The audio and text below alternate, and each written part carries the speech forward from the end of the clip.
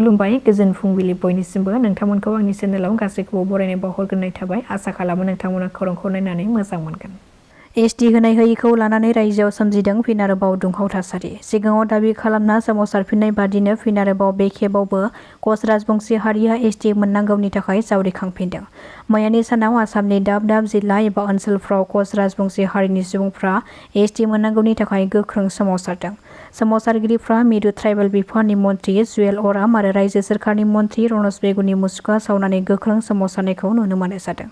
मख'नो गोनांदि थांनाय बिसायख'थिनि समाव सोरखारा खोथा होनायखौ दासिमबो जेबो मोनसेबो खामानि मावफुङैनि गोख्रों अजदखौ होदों कच राजबंसिफ्रा। उदालगुरियाव सासे हिन्जावसानि गोथै देहाखौ फबनानै दोननायनि उनाव फिन हिन्जावसानि गोथै देहाखौ आरोबाव जावखांफिनदों। खौरां मोननाय बादिब्ला थांनाय 22 जुनाव खुसि सांमा मुंनि हिन्जावसानि गोथै देहाखौ सोमोनांथावै थैनाय जाथायनिफ्राय बोखांनो हानाय जादोंमोन आरो बिनि जिउ गैयै देहाखौ जेबो पस्टमर्टेम आनजाद खालामाबालानो फबनानै दोननाय जादोंमोन। नाथाय हिन्जावसानि सोमोनांथावै थैनाय जाथायखौ लानानै नखरनि सोद्रोमाफ्रा बेखौ गोरलैयै गनायनानै लानो हायाखैमोन आरो बे जाथायखौ लानानैनो बुथारनायनि सन्देह खालामदोंमोन। जाथायखौ लानानै थांनाय 25 जुनाव हिन्जावसानि नखरनि बिमा बिफाया हरिसिंगा पुलिस थानायाव पापु मुंनि सासे सेंग्रानि हेंथायै गसरबो थिसननाय जादोंमोन।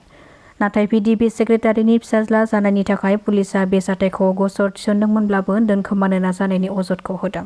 जाथायखौ समाजारि बिजोङाव फोसावनायनि उनावसो जावखांनानै हिन्जावसानि गोथै देहाखौ पस्टमर्टेम खालामनो थाखाय लांनाय जादों। हिन्जावसाखौ बुथारनानै जाब्रबथायनि महर होनो नाजानायनि गोख्रों अजदखौ होदों नखरनि सोद्रोमाफ्रा।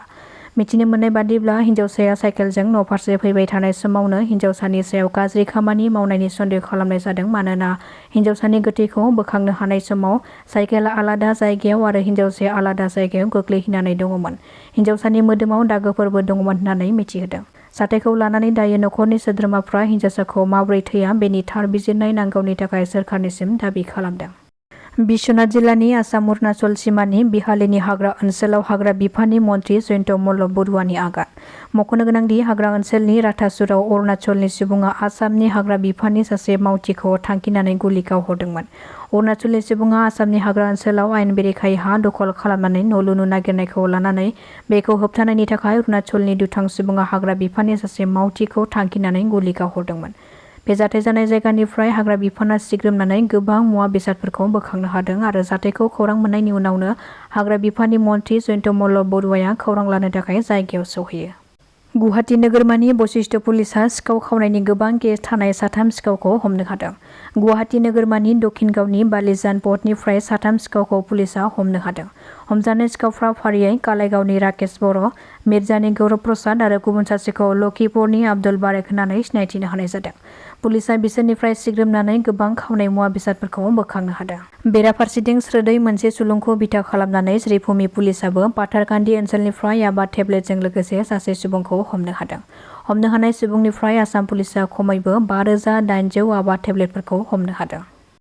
रायजोनि गोबां सुबुंफ्रा दासान्दि दैबाना लोमसावनायनि जाहोनाव गोबां हालाय-हाफाय जानांदों नाथाय फारसेथिं दै गैयिनि जाहोनाव गोबां आबादारिफ्रा खाफालाव आखाइ हमनानै जिंगासिनांगौ जादों। बेनि गेजेरावनो उदालगुरि जिल्लानि माखासे ओनसोलाव खम अखा हानायनि जाहोनाव आबादारिफ्रा गायनाय फुनाय बोथोरा जोबलांनोसैब्लाबो दासिमबो माइ आबाद मावनो हायैखौ लानानै गोबां दुखु आरो जेंनायाव गोग्लैनो गोनां जादों।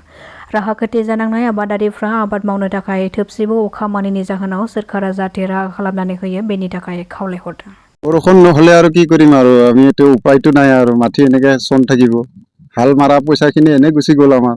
আমি কিছুমানে 2 চাচ মাৰিছিলে, কিছুমানে হাজিৰা কামলা দি পেলাই আলি তালি কাটিছিলে তেনেকৈ একদম মাটি এতিয়া শুকাই আছে। তাৰপিছত যি অলপ আমাৰ এই চোলাৰ তোলাৰ থকাবিলাক কিছুমানে মাৰিছে পানী দিছে তেতিয়াও যিটো গৰম সেইটো পানী কোলাব নোৱাৰে আৰু এতিয়ালৈকে গুচি লগাব পৰা নাই।